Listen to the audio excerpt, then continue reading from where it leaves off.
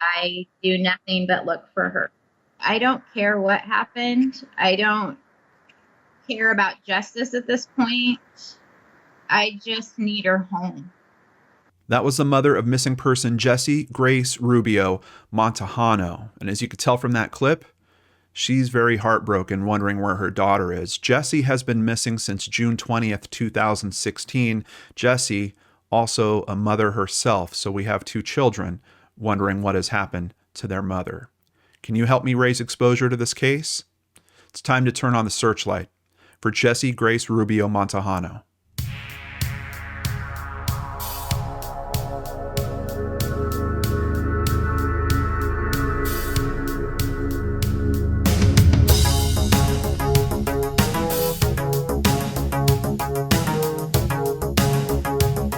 Welcome back to Brainscratch Searchlight. I'm John Lorden. Thank you so much for caring about these cases like I do.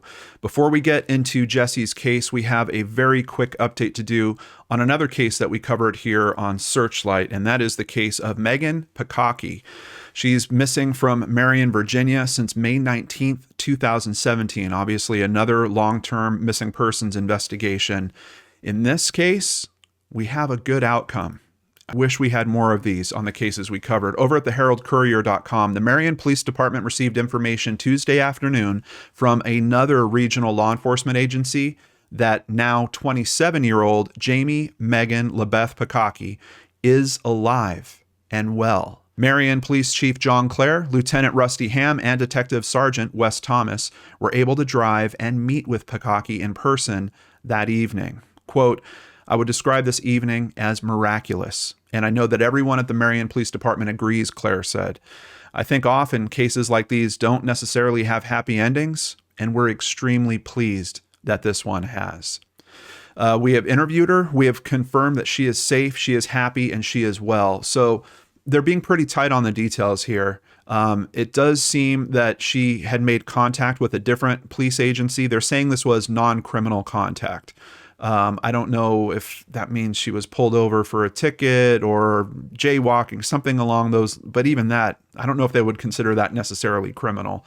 She made some type of contact with this other law enforcement agency. They ran the information and saw, oh, she's actually a missing person out of this other area, and then they initiated the contact. Thankfully, one of the questions I had, because I've seen other articles on this case, but the family is not speaking publicly at this point. This article gives us a little bit of insight because I was wondering, did she take off? This article does seem to say that she left of her own volition, but she and her family are currently in the reunification process. So I don't know if we'll really hear a whole lot of more detail on this case, but thankfully she is safe. She's getting in some way reconnected with her family, and this is a missing persons case that we can close out, thankfully, with a happy ending. Now let's get on to the case we're covering today, and hopefully we can help Jessie's family raise exposure to this and maybe find the answers that they're desperately looking for. This case takes place in the state of Washington, in a city called Wenatchee. Now, according to Wikipedia, Wenatchee is the county seat and largest city of Chelan County, Washington, United States. The population is about 35,000 as of 2019. It lies on the western side of the Columbia River, and it's named that because of the nearby Wenatchee Indian tribe. Thankfully, we do have a NamUs profile on this case. Let's take a look at that here. Jessie Grace Rubio Montejano, white Caucasian female, missing at the age of 23, would currently be 28 years old. So we know this is a long-term missing persons case. I really hope that we could find some type of conclusion like we saw in Megan's case on this episode earlier. She's also goes by the name Jessie Grace Moore. She stands between 5'2" to 5'3" tall. She weighs between 140 to 160 pounds. For the circumstances, they've got the date of last contact listed as June 20th, 2016. Thankfully, the NamUs case is created fairly soon. I believe her mother had a hand in that. We're going to see that in the details as we're going through. Circumstances of disappearance. So they're being very clear here that on June 29th is when she was reported missing to the Wenatchee Police Department. Her family last saw her during the week of June 20th. She was possibly last seen on June 23rd around 6:30 p.m. in the area of South Wenatchee Avenue and Ferry Street. A witness reported seeing Rubio get into a dark-colored car, possibly an 80s Buick with a Hispanic male. Rubio has not made contact with family or friends since the week of June 20th. And though they're focusing so much on the June 23rd possible sighting, which we're going to talk to Brittany about, there's some wrinkles in that sighting at this point. There is really another more solid sighting, and that is from June 20th. And in this photo, you can see she looks a little bit different from the photo I have down below. It looks like at some point her head has been shaved. I'm not sure at this point if she did that to herself or someone else did it to her, but this comes from cell phone video of a person having a conversation with her at a park. I can tell you this is not a friendly conversation. The guy is being pretty mean towards her in general, and there's even some commentary towards the end that sounds like he's saying that she might get beat up by someone that he knows or something of that nature. This video, I have seen the whole video for myself. Her family has been kind of cautious about sharing that video, so I'm not going to run it here. You saw a little clip of it in the intro segment, but it's kind of a heartbreaking video.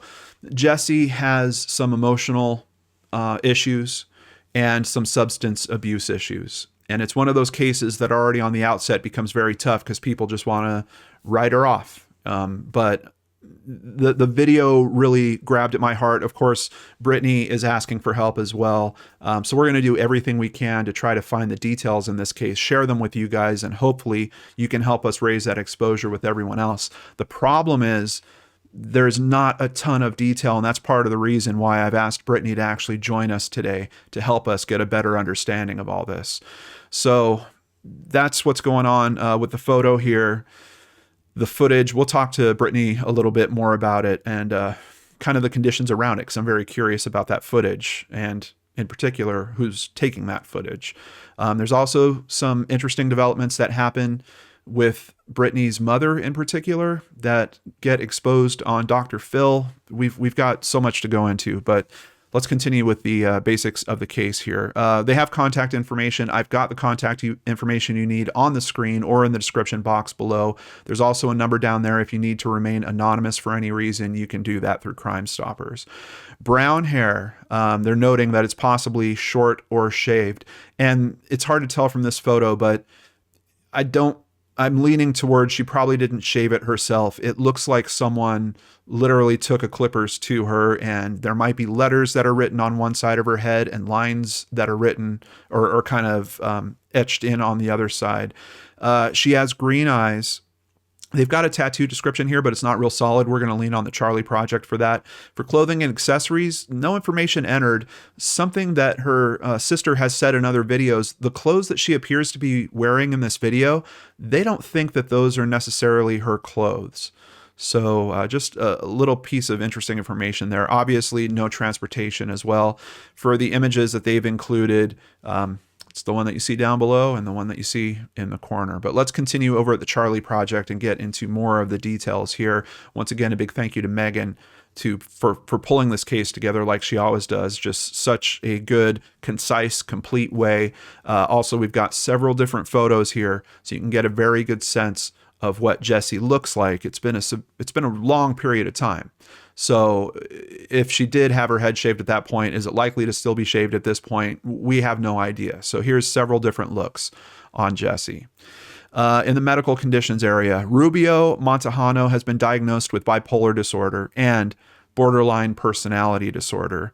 She has also had issues with drug and alcohol abuse. She's classified as a dependent adult. Here you can actually see a photo of a few of her tattoos. We'll get to those descriptions very quickly. Nickname is Jess, and she frequently uses the last name Moore. Her ears are pierced multiple times each. She has the following tattoos: 2 footprints and a butterfly on her left breast, 4 stars and the names Jonah and Kaylin on her right breast, the name Jonah on her right forearm, and the name Kaylin on her shoulder. The breast tattoos are usually visible when she wears street clothes, so what I would assume that means that they're fairly high up.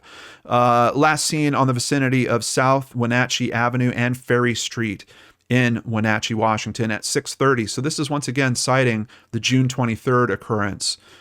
Just to cut to the quick of it, basically the person that made this sighting has recanted that statement at a later time. I don't know why. We'll see if Brittany has any better idea on that. She left behind 2 young sons. Her family stated that she was vulnerable due to her mental conditions and has occasionally been homeless. But she kept in regular touch with her mother and stopped by her family's home on a regular basis.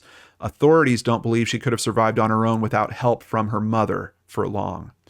Her mother's actually raising one of her sons. So she had, outside of her mother living there, she had another very good reason to stop by at that house frequently. The last time Rubio Montejano's mother talked to her was on June 20th, 3 days before her disappearance. She was with a mental health professional at the time, and the mental health worker said she was manic. She cut her hair off and partially shaved her head shortly before her disappearance. Her cellular phone and food stamp card have not been used since she was last seen. Her wallet was located by someone and mailed to her mother's address. Police stated they're investigating her case as a probable homicide. In one of Brittany's videos, Brittany has her own YouTube channel. You'll find a link to it in the description box down below. They talk about the wallet, and apparently she would misplace her wallet and her ID card regularly. So it's kind of hard to know if the wallet popping up and if it has anything to do with her disappearance. Her family doesn't think so, according to the footage that I've reviewed, because they have that tape from the 20th and they can see she's not carrying anything with her. She usually carries bags with her personal possessions. She doesn't have any of that stuff. So it seems like it's her family's opinion that the wallet might not actually be related to her disappearance. She could have lost it prior to the disappearance. Unfortunately, we hear something very troubling here. Police stated they're investigating her case as a probable homicide. I don't know why we're not going to get those conditions, I think, in today's video. We'll see if Brittany can give us a little bit of insight, but through the articles, it's certainly not in there. But with some of the search efforts that I've heard described on Brittany's channel, pretty clear that they are looking at it as a homicide. They've conducted some searches in very specific places related to persons of interest specifically. So seems like the investigators are very concerned about that. So fairly soon after, July 14th, we start seeing press kick up on this. Unfortunately, it's literally just the basics of the case we've already gone through. No new leads in missing woman case, according to this article over at WenatcheeWorld.com. At Q13Fox.com, Jessie Rubio Montejano missing. Cell phone video shows Wenatchee mother before she disappears. Family pleas for help finding her. At least here, and this is published in February of 2017, so we're already months after the fact here, but we are hearing some tips are coming in, and detectives are following up on those tips. Her mom has never stopped searching for her and desperately hopes someone will come forward to help find her daughter. Quote, "It's just all-consuming," said Jessie's mom, Sherry Woodall. "It consumes your whole entire life. There's nothing I do. I don't go to the movies. I don't hang out with my friends. I don't go to book club. I do nothing but look for her. Just tell us where she's at. Leave a note. Her boys deserve answers, and we deserve answers, and we can't keep going on like this." On June 21st, 2017, we have an article at Wenatchee World again, this one titled "Remembering Jessie," and we can see that they have an event at a local park. This is a picture of her mother here with some friends and family. Jessie Grace Moore's family and friends gathered for a picnic at the Linden Tree area of Walla Walla Point Park on Tuesday, the one-year anniversary of her disappearance. After the picnic, the family placed wildflowers in the creek in Jessie's honor. Quote, "I wanted to feel like I was doing something, even if it's little," said Jessie's mother.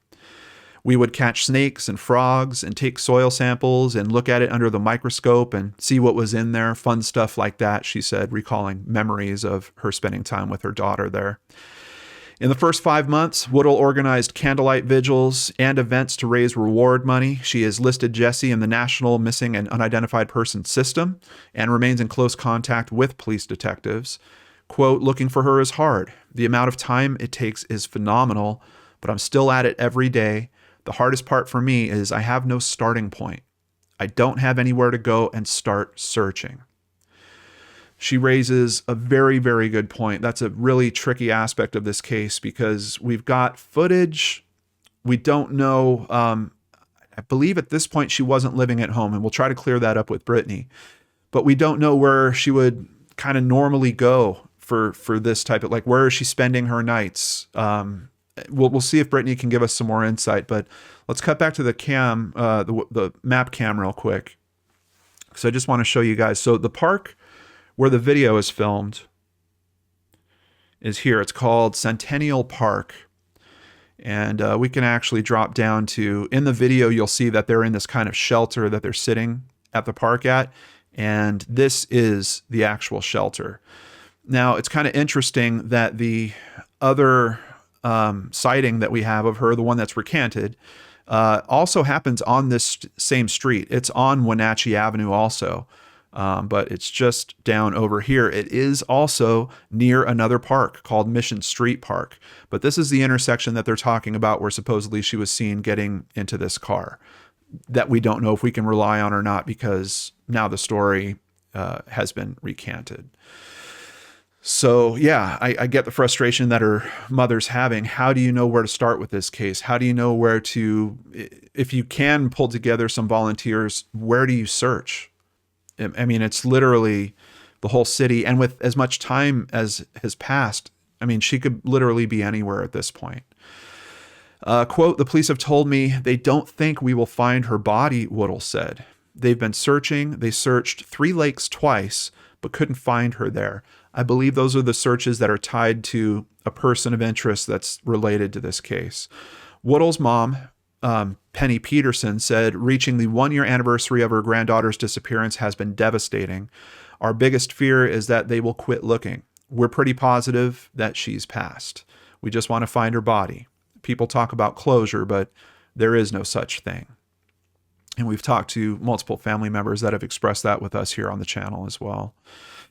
Woodall also sees a need for a liaison between the family of a missing person and law enforcement. And, you know, we run into this very frequently too. Relationships with law enforcement and family members in situations like this can get very tough. Seems like that's no exception here. Quote, I don't freak out and yell at them. I've been firm a time or two, but I hear a lot from them about how hard it is to work with families, she said. I think it would help to have someone in between who understands that the police have to do things a certain way and who can explain that to the families so the police wouldn't feel like they're being attacked. I think she's making a good point. I've actually seen in some other parts of the world where occasionally they will have almost this kind of case manager role that's right between the investigators and the family.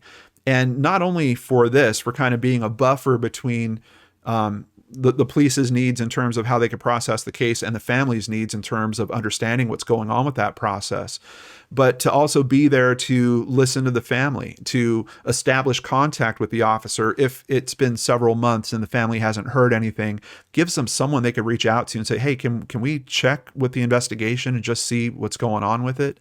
I think she makes a really good point, and it's a point we've talked about a lot on this channel as well. I can't agree with her more.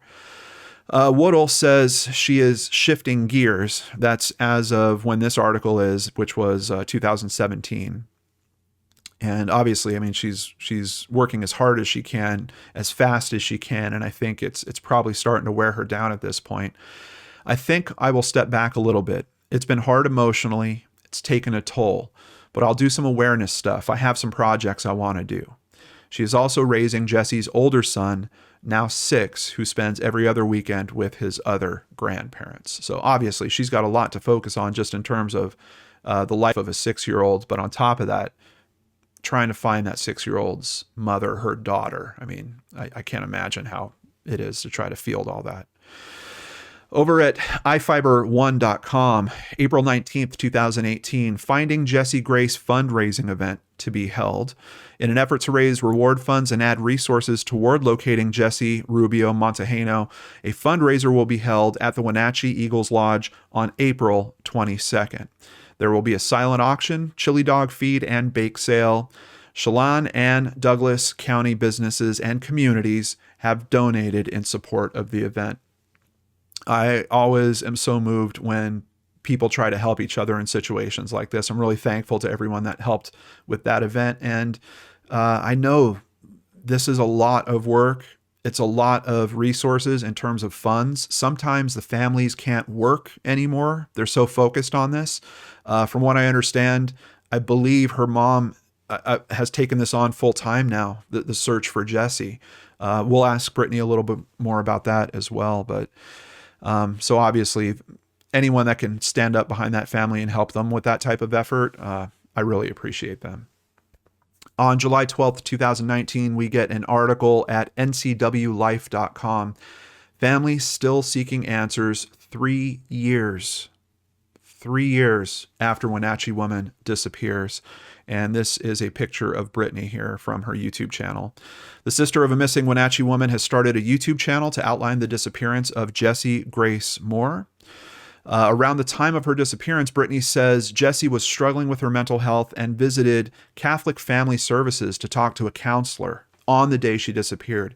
So I think that's the same one that couples up with what we heard at the Charlie Project, and that they said she's manic. That's my assumption at this point. We're going to talk to Brittany and see if we can get a better understanding on that too. And as I mentioned, the family did make it to Dr. Phil. It's interesting. My first exposure to this was running into an article that was being critical of how Dr. Phil handled this conversation. Sherry is leaning into some conspiracy theory type territory with some of the beliefs that she thinks are happening related to Jessie's case. This article was kind of saying, hey, how come Dr. Phil didn't help her with that understanding? And it's weird because the article, it was clear to me, they hadn't even actually seen the episode. They saw clips that were released on Dr. Phil's YouTube channel. And admittedly, that was my first exposure. I started watching those clips and I was like, oh no, man. I mean, this is like a missing persons case. And it looks like the focus has been shifted to Sherry because essentially their angle on selling this story was Sherry is now acting like a detective trying to infiltrate gang communities. She's going out heavily armed into potentially dangerous situations. I was thankful I was able to actually find the full episode, and they spend almost the whole episode looking into this particular case. As I could tell you guys at this point, just looking through the basics of the information I can find, there's not a lot of detail. We have one known place in terms of that videotape where she was, but after that, it's just a big black box. We have no idea where it goes from there. And then we've got this potential sighting, but it's been recanted.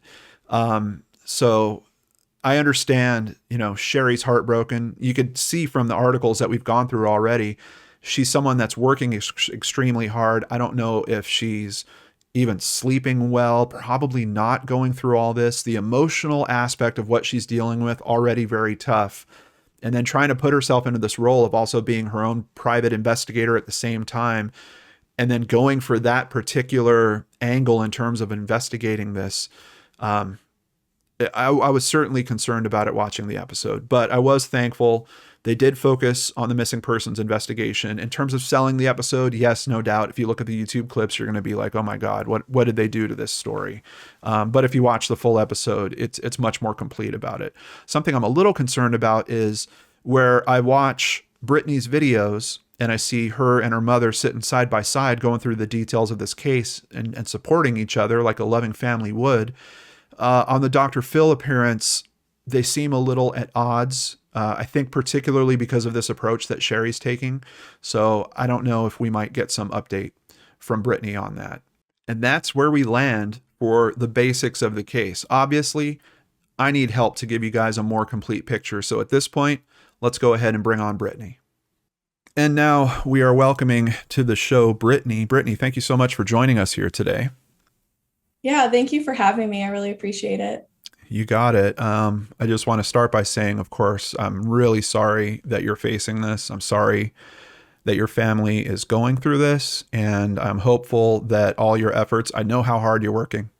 I'm hopeful that those efforts are going to keep the exposure raised, keep people talking about this case. Someone out there has the piece of info that you guys need. So I'm hoping that maybe this will land on their ears today.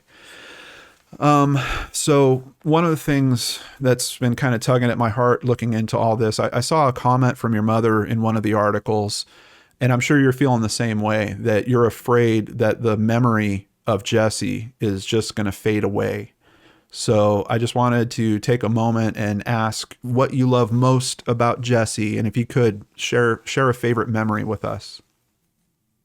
Yeah, so Jessie was a beautiful woman, beautiful girl, and growing up with her was an adventure to say the least. It was a wild ride, but we just had a memorial walk for her, a day of remembrance, and I told this story. And when I was little, it's one of my first memories. So Jessie's 2 years older than me, so I must have been about 4, and she would have been about 6. And I woke up in the morning, and she was cooking pancakes with our mom, and she's elated that I'm awake. She says, Mommy, Brittany's finally awake. And she comes and picks me up and twirls me around. And my mom says, Jessie, give her a minute to wake up, because I'm slow to wake up in the mornings. And she was just so happy that I was out of bed. And she really carried that energy with her, not only towards me, but towards everyone. She had a zest for life. She really did. And she had this youthful spirit about her, and she loved people. She loved music. She loved food. She loved to dance. She was just a light in this world, and she went missing when she was 23 years old, which looking back now is so young. And she was robbed of that opportunity to grow through life and to learn. And all of us have the right to learn from our mistakes and grow. So Yeah, absolutely. And we do know that mental health is certainly a part of this story. Substance abuse certainly a part of this story, and we don't shy away from those stories here on the channel. And it always really breaks my heart to the point that you're making. A lot of us go through similar types of issues when we're 20, 21, 22, 23, and we're able to experience that and grow out of those, learn those hard lessons, and become different people. And unfortunately, it looks like in Jessie's case, we might not have that opportunity. So to get into some of the details, I've gone through the official news stuff, but we've got a lot of holes in this story, and I know you can help us understand some of this better. It mentioned that Jessie had visited Catholic Family Services. Can you tell us more about that visit? What day did it happen, and what prompted her to go reach out for that help? Yeah, of course. So Jessie went missing, towards the end of June, and just in that, early summer, springtime, she was constantly checking herself into hospitals, just bouncing around here and there, just, maybe she was just trying to get help, but, they would be in contact with my parents all the time, the hospitals, the services, local community outreach programs and that. And she went there the day she went missing. So she went there, and she was in a state of mania at that point, and she had talked to the therapist counselor. I don't know his title, I'm sorry. And my mom is one of the contact numbers. And so he reached out to her and said, she needs help. She needs help beyond what I can offer her. I think she needs to be institutionalized. And he had that conversation with my mom. And I don't know if you mentioned the blackout period where we thought she had been institutionalized on June 20th. And my mom thought that was an appropriate plan of action. And so she had been there. I don't know exactly what time she was there, but it was earlier morning, maybe into the afternoon. So what I get that the phone call happens. He's saying, hey, she needs more help than we can give her. What made you guys think that she had actually been checked into a detox center? Was there any steps taken? Was he like, we've got some type of service that can take her to a hospital like this? Or where? I'm just wondering where that conclusion comes from. Yeah. So, my mom has all the details on that. Unfortunately, I don't have everything, exactly how the conversation went, but it wasn't detox. It was an institution. Okay. Like a mental health institution, because she was really at that point. And I don't say this lightly, but she really was on the fringes of insanity at that point. And I don't know exactly how the conversation went, like I mentioned, but he said, we should do this. And my mom said, okay, I agree. And at this point, my mom's dealing with all this stuff, day in and day out with Jessie, going to hospitals, getting in trouble, trying to go to detox, trying to get help. And it seemed like a further step needed to be taken at that point, where she was actually getting the mental, like hands-on mental help, not just detox for the drug abuse, if that makes sense. Yeah. Was there something that was ramping up over this period of time where things were getting worse and worse? Was it something in Jessie's life in particular that you guys know about? Or was it just the pattern of abuse was increasing, her drug abuse? Like, what was there any particular reason? Well, she had dealt with past traumas. So she was sexually abused as a child, and then her daughter passed away soon after she was born. And then my sister ended up having her youngest son, and she was doing really good for herself, and she got herself a job, but she actually ended up slipping and falling at her job at McDonald's, and they let her go. And that was really, there were many catalysts as to why she started really using, but she was doing so good for herself and got knocked down. And then she started using more like after that. And then she met a guy, and Jessie has borderline personality disorder. So part of that is you form really unhealthy attachments to people pretty quick. And so she got wrapped up in this guy, and he was using. And so she started using a lot with him, and she has bipolar disorder as well. And so I think you think you're just taking meth, but who knows the other stuff she had been taking. Sure. And then I don't know if you mentioned that a week or so before she went missing, she went to the hospital and got blood work done, and she tested positive for Rufalin. Oh, so no, we didn't know that. Really? So they think, at the nurse, and my mom went to the hospital, and the nurse pulled my mom aside and said, I think she's being drugged by someone. Yeah. So, roofie's typically used as a date rape type drug. Wow. We think, so in hindsight now, it seems like someone was exploiting her, and you guys can fill in what we mean by that. Yeah. So. Yeah. Oh, it's terrible. So there's also another aspect going on here. She was living with your mom for a period of time, and then how long before her disappearance is she not able to live at the house anymore? I can't give you an exact date, but it wasn't, and I want to mention that my parents are divorced, but they still live in Wenatchee, but they never just turned Jessie out to the street completely. And, they had to put up healthy boundaries and say, you are always allowed to come fix yourself something hot to eat, do laundry, but it's unhealthy at this point to allow you to live here still. And so it really wasn't that long. And before my mom said, this is it, you can't stay here anymore. Because my mom was also raising Jessie's oldest son at that point, and working a full-time job and life. And, it's my mom's biggest regret in life is doing that. And it's tough because, you and I were talking a little bit before the interview about the fact that you have to take care of yourself in those situations, and making a choice like that. You never know that a matter of days later, she's going to wind up going missing or something along those lines. And I totally understand grappling with the grief of that and the guilt in that. But it also breaks my heart because it's kind of unfair for us to do that to ourselves. I get it, but I just, such a tough situation.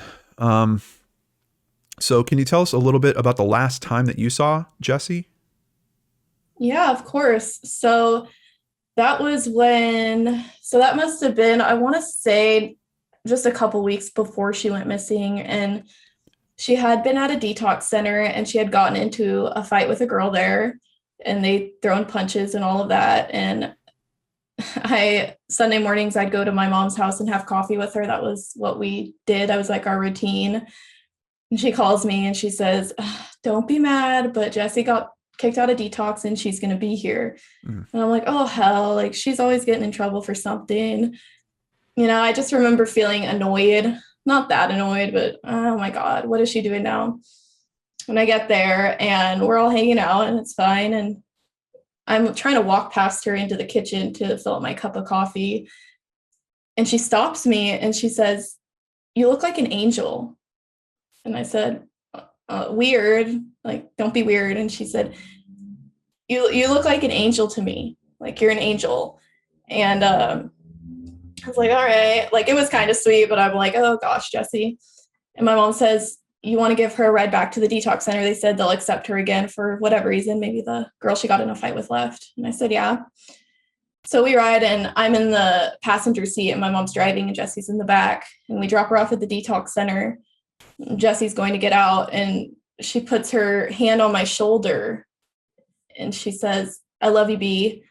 That's what my family calls me and what she called me. And I said, I love you too. And I was like, just felt that warm feeling in my heart. And then she gets out of the car. And before she walks in, she looked back and smiled at me.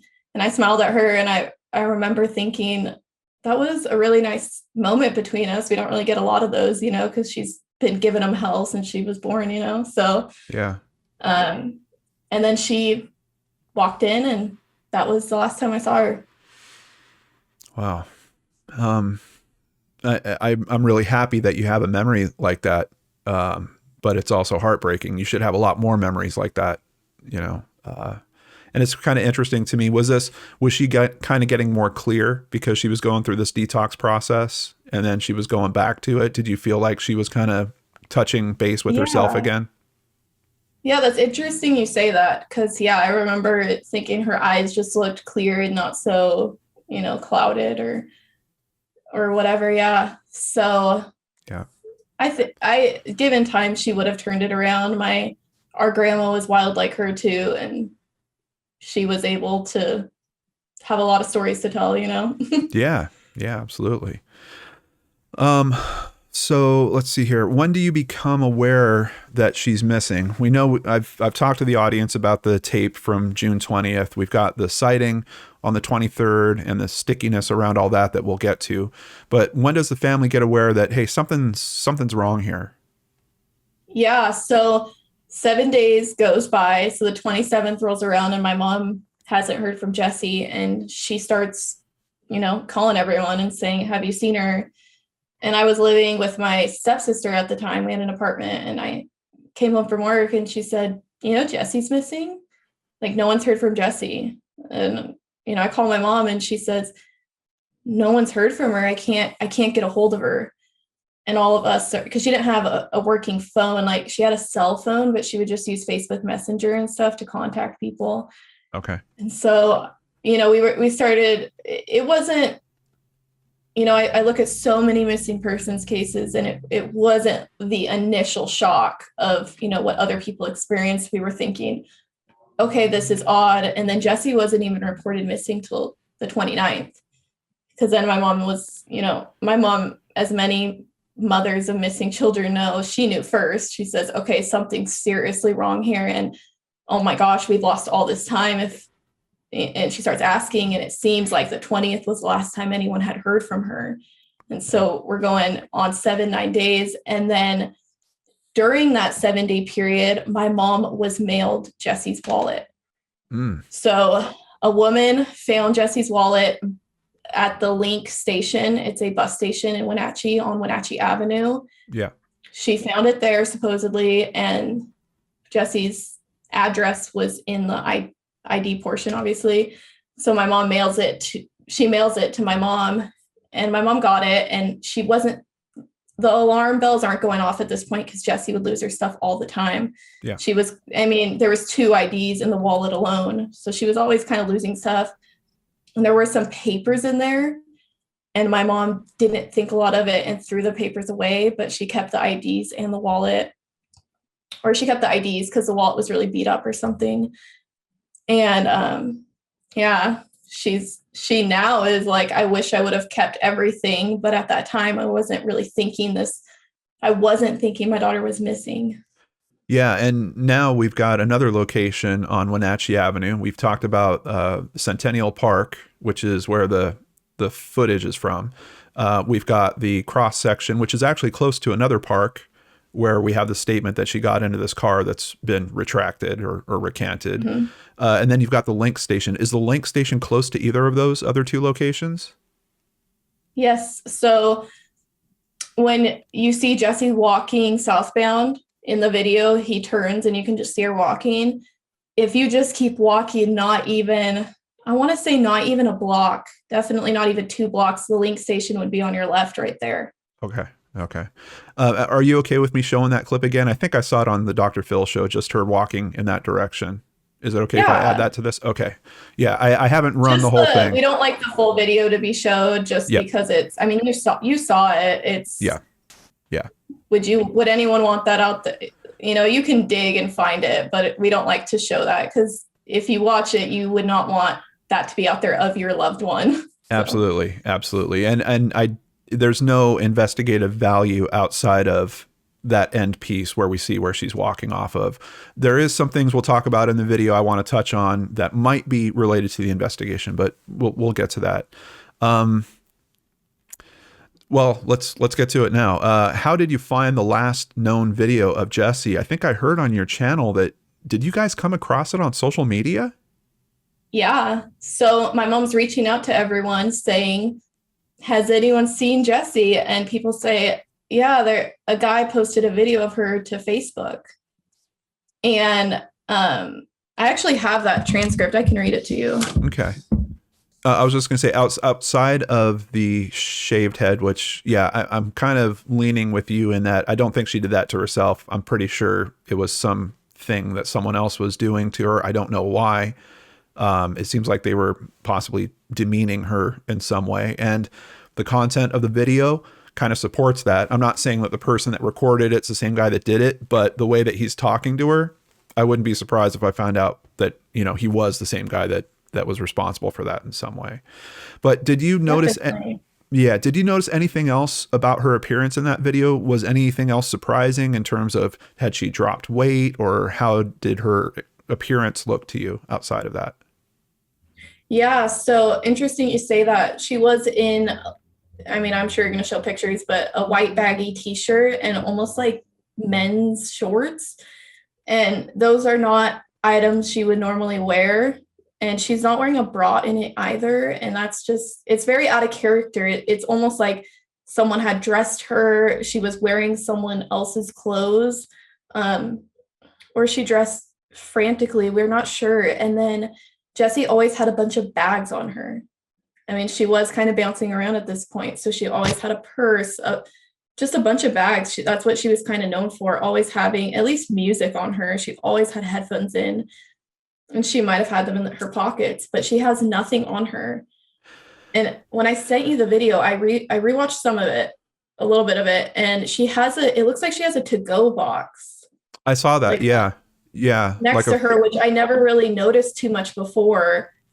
And then my mom has done screenshots of the video, and it's like she has cuts right here, maybe from defensive wounds, and people have said, maybe she injected there. But the thing is, Jessie, she used meth, like strictly. She was not into needles at all. And, we're very firm on that. Okay. It's a possibility, but it's unlikely in our opinions. That it seems like something had happened there because it's kind of on both hands, if I'm remembering correctly. Does it make sense that she would be trying to change her appearance for some reason? I mean, we've got the change in the hairstyle and the clothing style and the normal things you would see around her not being with her. Or is it possible someone was trying to influence her to change her appearance? I mean, like you said, we are just left guessing about everything. But, Yeah.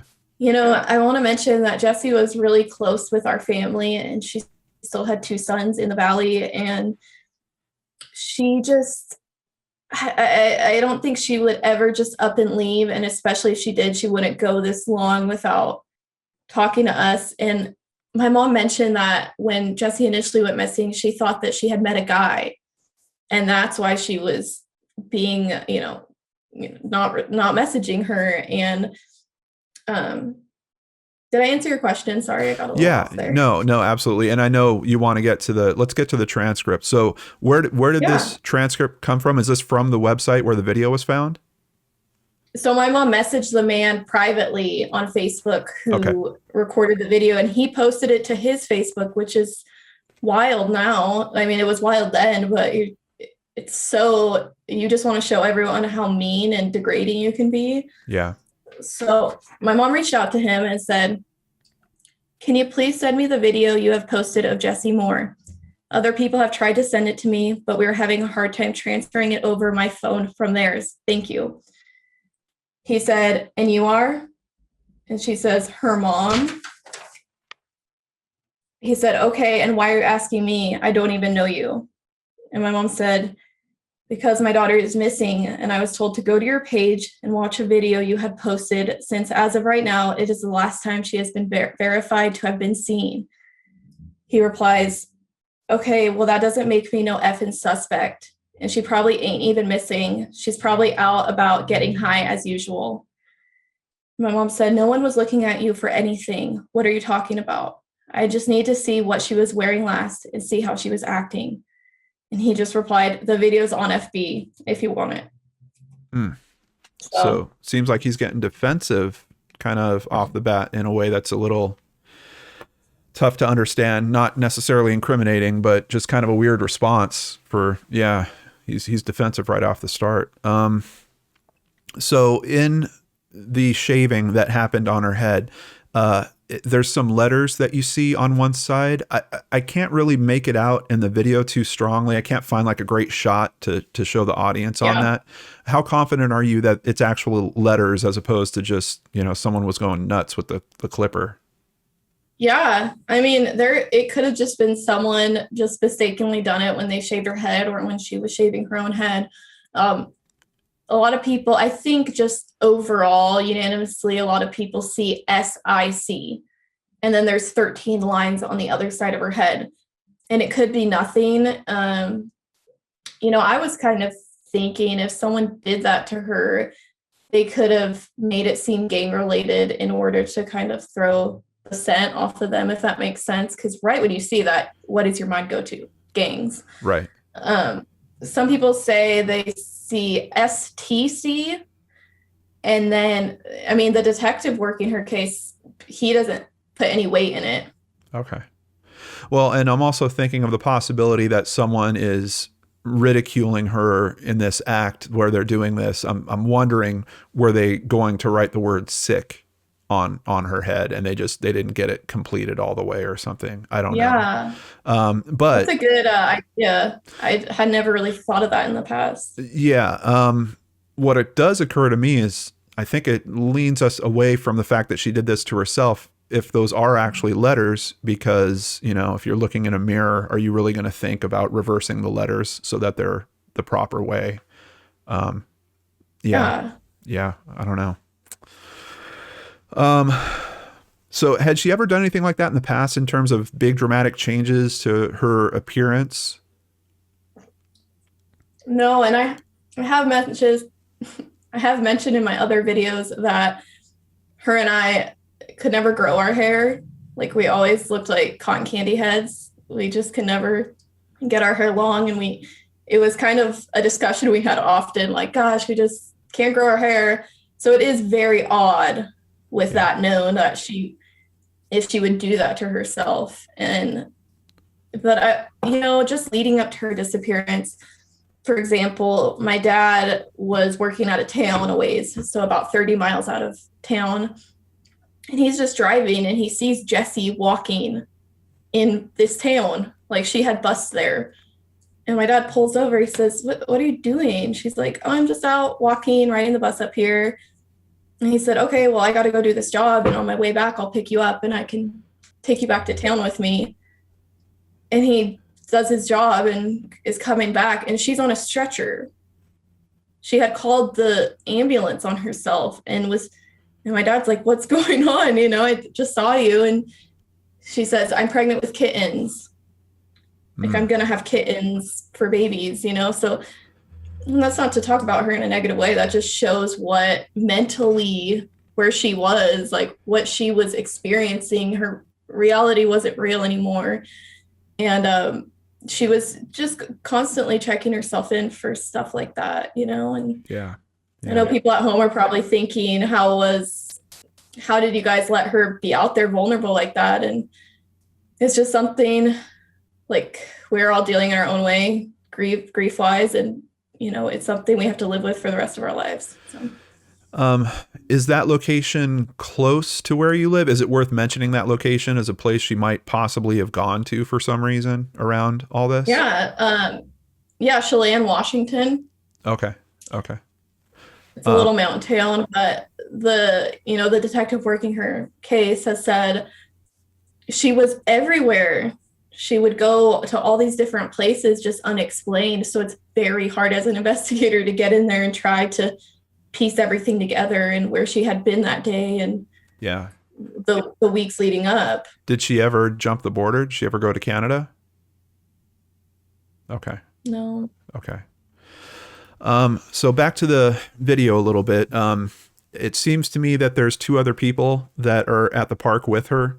There's only a few frames where you can see there's a female that's sitting kind of across from her. And then there's the guy that's holding the camera and doing all the talking. I would think it's probably safe to assume that they identified the two people in the video. Do you know if they've been interviewed by detectives? Have they been ruled out on this whole thing, or? Yeah, so I think, if I'm not mistaken, there was up to 4 people there. Okay. And they have all been investigated. They've all been ruled out. One of the ladies there, maybe the one you're mentioning, that scene, she told my mom that Jessie had been scared of some men, had told her that, I'm scared of these men. And we don't know who she was talking about. Okay. And the woman doesn't know who she was talking about. Okay. Yeah, and in the videos, I mean, there's a lot of rough language being kind of thrown Jessie's way, and this guy's, it's weird because he's talking about like wanting, I guess the nice way to say it would be, I'm going to kick your butt for saying that. But it's something that you might not take as an actual threat or not. I mean, you'd like to think that a decent person wouldn't say that to a lady, of course, but there's a lot of that kind of language to the point where he kind of argues her away. Like, he kind of shoos her away from the whole scene and she winds up leaving. Do you kind of share that assessment about the dialogue? Yeah, but you can tell in the video, Jessie's just like, okay, well, I mean, she looks lost, but, a lot of, when I talk about Jessie on my channel, people say, you're drug shaming her, you're slut shaming her, you're this, you're that. I'm like, well, first of all, you don't know my sister, I do, but Jessie doesn't care about that kind of, like, she just didn't care. She gave 0 Fs, and yeah. So she's just, I mean, I can only assume she's just walking away because she's like, all right, whatever. Like, this guy's being just overtly rude to me. Like, right. So yeah, it's hard for us to watch, and who knows what was going through Jessie's mind at that point. And she probably just said, well, I'm getting out of here, on to the next. So yeah. Now, you did mention she had a cell phone, but she would primarily use it for Facebook. Did it have cellular service, or would she just jump on Wi-Fi? Wi-Fi. Okay. Unfortunately. Yeah. And have they done any traces on that phone? Do we know where the phone is? No. Okay. Her phone has never been found, or any of her belongings, none of her stuff. Yeah. Do we even know if she had the phone when she was at the park? I mean, she had pockets, I guess, but she's not really carrying anything No, Yeah. we Okay. don't know. In one of your videos, you talk about her Facebook actually being accessed by someone else. Can you tell us a little bit about that? Have you figured out what that was about? And did they wind up deleting some messages? Because I'm seeing links to messages that I can see have been removed from her Facebook. Yeah, my mom is, she was behind all of that, who got Jesse's Facebook information and was able to log in and read everything. And someone had gotten in there and was using their name. So they were not even being smart about this. And this was after she went missing. And they said, messaging people, hey, this is so and so. And so did Jessie log into that person's phone on her Facebook and they had her account information? Why wouldn't they just message through their own Facebook? It's very weird. And then my mom says it's as if certain messages have been deleted. Yeah. Well, I can tell some have been deleted. I'm seeing links that they're saying the content's been removed. But I know your mom has also accessed one of the two Facebook accounts at this point too. I don't know if she's doing some cleanup in there as well. The person that did try to use her account, have they been investigated? Have they been ruled out? They're being investigated. Okay. Got it. So let's talk about the sighting. June 23rd, supposedly at that intersection. The story is that she's seen getting into a 1980s tan Buick, right?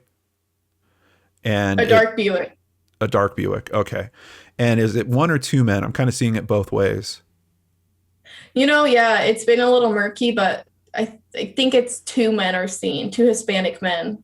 Okay. So Jessie, they're in the front, and then Jessie's seen getting in the back. And then what happens with this? This information comes out and is obviously strong enough that it's still on the NamUs profile. It's still in several of the articles as being the last known sighting. Did we confirm, was it an actual sighting? And then what the heck happened? Someone retracted it? They recanted their statement. They said, I didn't see that. Who knows why but to my understanding, because when Jessie went missing, we put out the picture of the video. It's on all of her flyers with her bald. And to my understanding, they said they saw a woman who, her head was shaved. So that's, Wenatchee is it's not a metropolitan area. There's not a lot of women with their head shaved. It's very uncommon there. So it was just odd. Yeah. Why? And, we've asked the detective, and it's still open, so he can't give us, all the details or as to what, if he even knows why they recanted their statement. But, you're allowed to do that. Say, okay, and maybe this person was mistaken. It seems odd with her head being shaved. Right. Because you'd think you would remember that. And Jessie is also extremely tan. Especially at that point, she has really dark skin. So it's in contrast to the white shirt. Seems like to me something I would remember. And the location seems to make sense. I mean, it looks like she was hanging out on that avenue pretty consistently. When we know of at least two confirmed things that happen on that avenue that are directly related to her. So is it, so far-fetched to think that this third one is unreasonable? And I'm sorry. So if it was the 23rd, she might have been in different clothing. So not a white t-shirt, possibly. Right. So, yeah. Yeah. Well, is there any, I guess, persons of interest? I know we don't have suspects at this point, but a few of those searches, especially around the lake, sounded kind of weird to me. And we know that law enforcement has made a statement the press picked up on that they're treating this as a homicide investigation at this point. Can you give us any insight into persons of interest that they're looking at with this? Yeah, so the same names keep coming up time and time again. It's between 4 and 6 people, and they are involved in some very shady dealings involving women. And, I never want to say too much because I am really scared of these people, honestly. Of course. My mom, my mom's like, everything you say, just be, proceed with caution. But one of the men specifically, he keeps coming up time and time again. And when that September, so right after the, 3 months after Jessie went missing or however long, he actually messaged my mom and said that he had seen a video of Jessie being killed in a video. And we were thinking, my mom got us all together for a family meeting and said, there has to be something to this. Like, we have all the messages. It's so elaborate, the detail he went into and how he described what he saw in this video.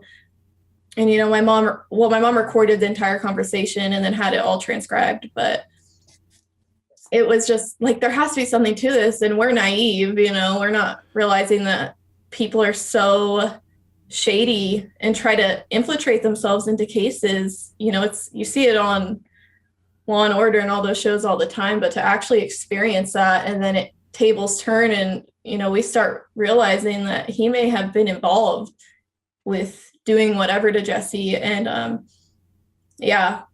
but I can't say too much because it still is open and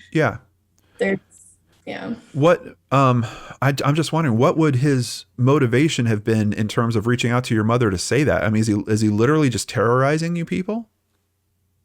I think so.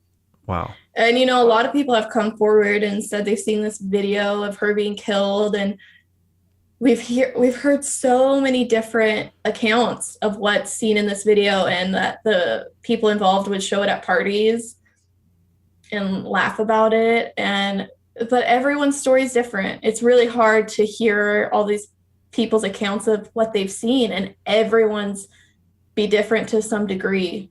So then you start thinking, is it even real? Is that even out there? Yeah, that's really tough. And no one's stepping up to say, well, I know where the source of this video is, or I know who has a copy of it. You guys haven't had any luck in terms of tracking any of that down. No. I know your mom. And when people message us and say they've seen it, I just give them the detective's number. I said, okay, well, just contact him and tell me what you saw. So you're still hearing this from other people? Yeah, it's died down a lot as we're coming up on 5 years, but people message me and say, I've heard crazy stuff. Like, just, people say she's being shot, she's being tortured, she's put in an oil drum, she was shot in the head, and her body was just left there. Like, everyone who, goes up there and gets high just could see it. It's like, this seems so far-fetched. Yeah. I mean, it might not be, but, yeah. No, Brittany, I'm really sorry that you guys are having to deal with messages like that. That's insane. I mean, if people want to be helpful, why are they contacting you about that stuff? We all have cameras in our pocket nowadays. Like, take some photos of the people that supposedly show this video, or take a photo of the location. And I know in the Dr. Phil segment that, your mom did identify a location where they thought there might have been some remains, and then she and a friend wound up going out there. I don't know why people do this to families that are suffering in this way. And I see it in almost every case. It breaks my heart. Yeah, it's just a wild goose chase. Yeah. But, yeah. We know better to kind of get our hopes up, or say, because, at the beginning we're like, this is it, this is what happened. And now it's just like, all right, we'll just get in contact with the detective. And people send me stuff because they're scared to contact him. And so it's just, but I still do. But yeah. And I've been down that road. People will contact me, they have some information and they want me to call it in instead. The problem is, once law enforcement goes to verify it, they want to go to the source. So ultimately it winds up reaching back to that person in some way. So this supposed second video, which quite honestly, we don't know if this thing is real or if it really exists. Seems like your mom certainly, at least as of the Dr. Phil recording, did heavily believe in that video being there. In part 3 on your video series, you mention a 4-second video clip. Is that from this supposed video? Yes. Do you have that 4-second clip? Yeah, my mom put it on Facebook and asked if anyone saw it. It's like a phone moving really fast. To me, I don't see anything. I don't hear anything. Okay. But then, I'm like, where did this clip come from? Someone just sends you, what, they cropped the clip and just sent you the cropped version. Like, it doesn't make a lot of sense if you think about it, you know? Yeah. Yeah. So I know a lot of people that are watching this are wondering, how are Jessie's boys doing? How are they trying to cope with this, handle this? Do you get to see them regularly? What's the story with them? Yeah, so the youngest one, he doesn't remember her. He was just too young when she went missing. And then the oldest one, he's 9, and oh my gosh, he's so much like her. He's so much like her. He's got a lot of the hyperactivity that she had, but he's just a joy. He really is. He's a very special kid, and he's the one that will come and stay with me. So I meet them halfway every week. So I don't live in Wenatchee, but then he'll come and stay, and and just he likes to talk. He likes to talk about her a lot, and I want him to talk about her as much as possible. And he asks me a lot about her, and he doesn't understand, and he's trying to make sense of it, and we don't know how to explain it to him. He says children want things to be black and white and explained, and he said, "Is she dead?" And I said, "Well, I don't know. I don't know if she's dead, and he said, "Well, why aren't you why don't we go get her? She's just waiting for us to go get her, that's all." And it's just trying to talk to him. And it's interesting, though. There's this spot on the Wenatchee River that always reminds me of her that I go and, put flowers in. And I took him there, and I didn't say anything about her. And before we get out of the car, he says, "Come on, Mom, can you come be with us? Like, can you come hang out with us for a little while?" Oh. And so he's really intuitive. It's very odd, and not odd, but Yeah. he writes. He likes to journal on my computer, like on the Word doc. And he wrote me this. It was crazy. I cried so hard because I have obviously never told him about my last encounter with Jessie and how she called me an angel. And he writes me this letter and says, "You're my angel sent from heaven." And he thinks something bad's going to happen to him, and that's the hardest part. Yeah. Because something happened to her and he doesn't understand, And he writes me, "If anything happens to me, just know I'll be your angel with my mom, and we'll look over you." It's like, Yeah, that's heartbreaking. how do you explain that? Because Well, he wants to know if it's him trying to cope. It's his way of trying to process this and come to some understanding with it too. And it's really special. He's in therapy. Yeah. No, I'm really happy to hear that. But it's also really special that you're connecting with him in that way, and you're giving him that window into who his mother is.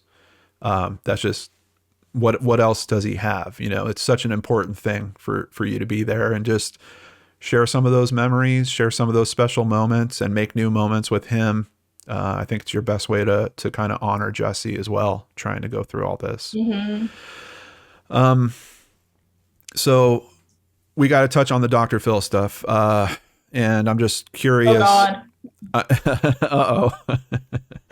I'm kidding. Yeah. Well, first tell us, what did you think of the coverage? I kind of explained to the audience that I was a little disappointed in how the episode was marketed. I felt like the actual full episode did share some of the important details about the missing persons investigation, but then the conversation certainly moves somewhere else. What did you think of how it all happened and how it came out?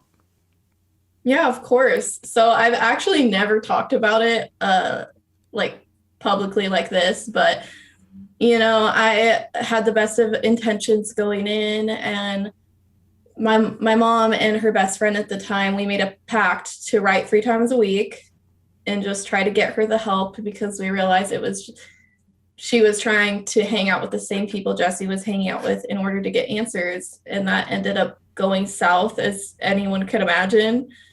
And she was just in a really dangerous situations all the time. And I thought the narrative was going to be the angle of how far would a mother go to find their child.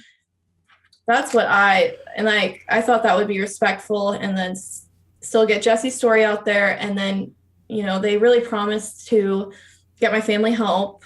They promised a lot of stuff, and and it wasn't that.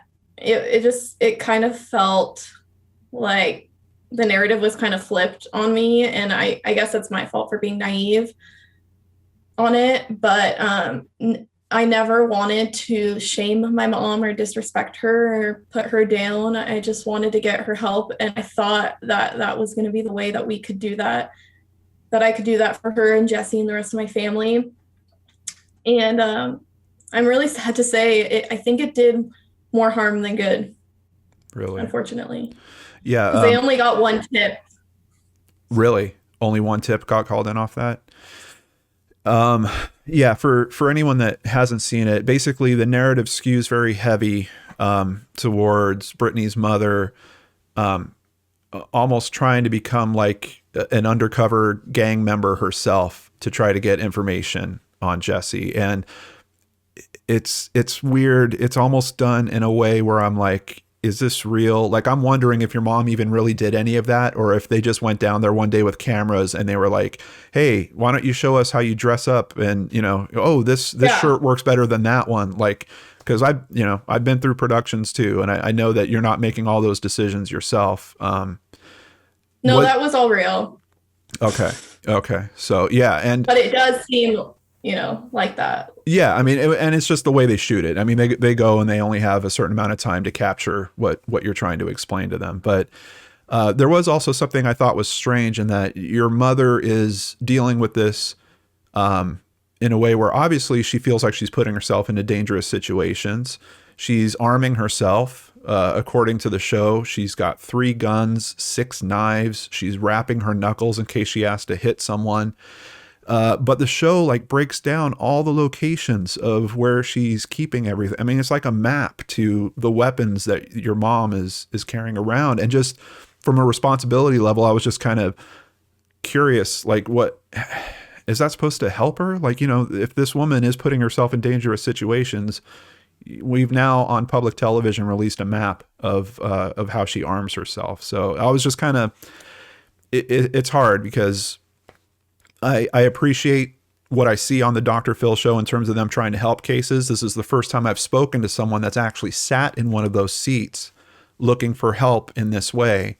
And unfortunately, sounds like you didn't get exactly what you were hoping for. I got to say, Brittany, when I was watching, one of the things that really grabbed me, well, there's 2 things. One of them is they got a statement from law enforcement, and it seemed to me like you hadn't seen that statement before. And you were just hyper focused. Like, as soon as that new information came out, your eyes just lock on that screen. And even though he's reading certain quotes, I could see you were reading it for yourself, going word for word to just take in all that new information as quickly as you could. But the other thing that really grabbed me is it looked like you and your mother were at odds.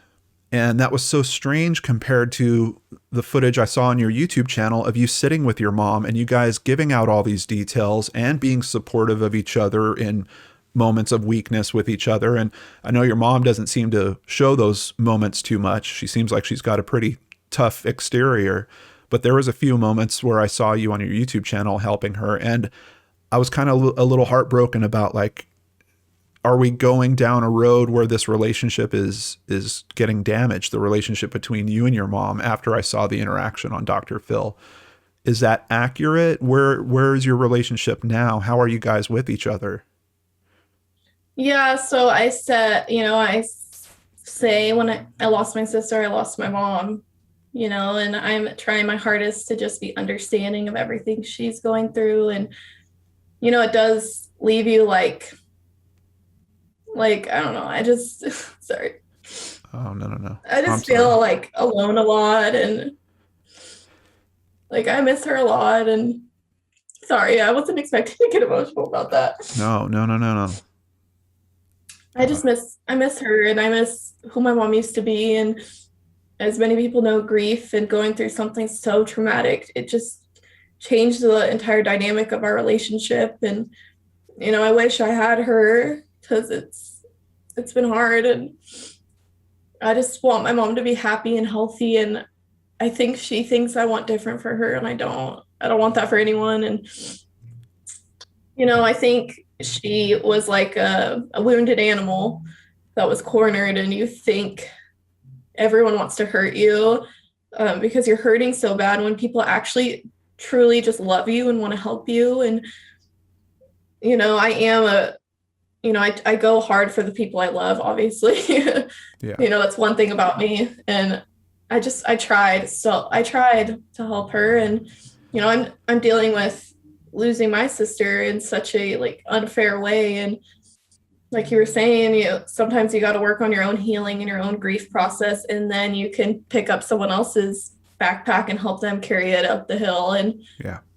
you know, and my mom's probably going to watch this, and, you know, whenever you're ready, Mom, like, I'm always here. I've never left, and you have my love and you have my support. And, you know, I try to keep it classy in all that I talk about, because at the end of the day, it's about Jessie and getting her story out there. And if someone's watching this and they have a missing loved one, they know it doesn't just stop at the case with the person going missing. It's the whole family dynamic is uprooted, and everyone kind of, you know, it can either bring you together or you can be at odds. And it's not like that with all of my family at all. We're actually like have come together in this time a lot more, but sometimes that's just what happens. And yeah. Well, it's so important that no one person tries to take this on for themselves. And I'm saying that for both of you. The work that I saw you doing together in terms of raising exposure and those videos you released on your channel, you guys are very, very good together. And outside of that, I know you love each other and you need each other. But in terms of helping this case, I really hope your mom can find a way to not feeling like she's on her own. She's the only one that gets it. The paranoia she was living in terms of having to arm herself in that way, you know, answering the front door with a gun when it's a FedEx delivery. There was a lot of big warning signs there where, and just think of the approach. I think that this social circle has something to do with the end of my daughter's life. So I'm going to engage that. I'm going to engage that social circle, that potential lifestyle to try to find the answers. It's such a risky approach, especially for someone so emotionally connected to the loss. It's just, yeah, there's no objectivity. And, you know, I want to mention that my mom, just growing up with the littlest things, like my mom doesn't let stuff go. Like, she's going to fight. She's an Aries, so she'll fight for anyone, and someone she doesn't even know, she's going to stand up for them and do what she can. And yeah, she's very knowledgeable in the law. So she's so smart and so intelligent, and she has so much passion to stand up for other people. And that is so amplified when your child goes missing and they're a victim. And so she has so much strength, and she's such a beautiful and amazing person. And I know things are going to get better and our relationship's going to mend. And just take it day by day. Yeah. And I think you're in a great spot of just being open, just keeping yourself open to that possibility, you know, not ruling it out. And, you know, I think at an emotional level, it'd be very easy to look at the situation you're in and to say, hey, my mom really hurt me, and that's it. I'm putting the walls up and I can't let her back in because it's too painful to me. And to hear that you're even at this spot where you love her, you're ready, you know, I think that's the best thing that you can hope for at this point. Yeah. So, and to your point, she is absolutely a very smart woman. Some of the quotes that she was dropping, and just once again to show her intention, she's going through having a missing daughter.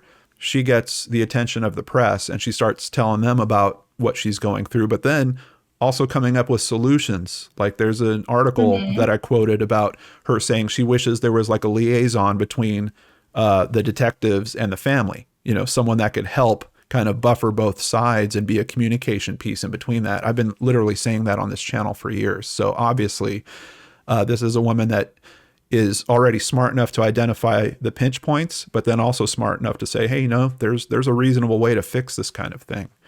So yeah, I hope that she can use some of that creativity and help out that relationship between you two as well. So where is the investigation stuck right now? Is there a particular piece that you feel like is the next thing that would help move this forward? How can we help law enforcement? How can we help you guys? Is there a clear thing that you've identified? Well, we, say it time and time again, we're just waiting for someone to talk. They got to have leverage on someone, and I guess I didn't say this before, but we think Jessie was murdered the day she went missing. So we have reason to believe she was killed, and her body was disposed of in some way. So, it's just getting the right leverage on someone to say, this for information. And unfortunately it is. So I don't know. I don't want to say too much, but it's just tighten it in there, and it's going to take something big to get information out of them. Gotcha. So you're looking at this as a group that has pretty good kind of protection around it. But the information that you're looking for, who knows? It could be someone that's sitting just outside of that group, or someone that's in a relationship with a member of that group, or someone that's in a former relationship with a member of that group that might have the information that law enforcement's looking for. So it sounds like the megaphone is the best approach for now, just kind of spreading the awareness. Yeah. And, her case is still open to this day. And any tips I send to the detective, there's been 3 detectives who have worked her case. And this one is, he's vigilant, and he's apologized to us for how it was handled in the past, and it didn't get the proper care it needed. And anything I send him, it could be the littlest thing, littlest tip, and he will look into it, and he'll drive wherever, call whoever, figure it out. So we really appreciate him doing that for us. Yeah. It's good to hear that you have someone that responsive on the team. So is there a reward available? I know that you had done some fundraising, and they were talking about raising some money for a reward. I know Crime Stoppers typically has their general amount. I think it's like $1,000 or $2,000 they offer for things that come in through there. But is there a reward specific for this case? Yeah, so it's $5,000. Okay. Good to know. $5,000. And that's for tips that go into law enforcement directly, right? Okay. That lead to Jessie, like where she is. Yeah. Excellent. Any upcoming events or fundraisers? Yeah, it's COVID has really thrown a wrench in our system, but we always have something in Wenatchee on June 20th, the day she went missing. So we're in the works of planning all of that. And, we're probably going to have it at Centennial Park, the last place that she was seen. We've done a couple of events there. And yeah, we did a campaign where we have a bunch of t-shirts that say Justice for Grace. And we initially did a campaign on Bonfire, and all that money raised was donated to victims of sex trafficking, women and girls who are victims of sex trafficking. And all the proceeds now are just going to that event, June 20th, to buy whatever we need, the band, the microphone, whatever, supplies we may need. So it's for a great cause. Where can people keep up with the latest news on how to help you with these different events? Yeah, so it's Jessie's Disappearance on Instagram. So JESSIES_disappearance. And I run that Instagram page, and it's, updates on her, updates on other missing people. And then if there's ever anything I can share, I do have a YouTube channel as well that's dedicated to her case as well. I generally do people missing from the Pacific Northwest, just because we have a lot of people. I'm broadening my horizons this year, though, and doing more. But if there's anything big on her case, that I'm allowed to share, you can get updates on that. And I want you guys to go check out her story in depth. We've made 4 videos on it. So yep. A lot of content.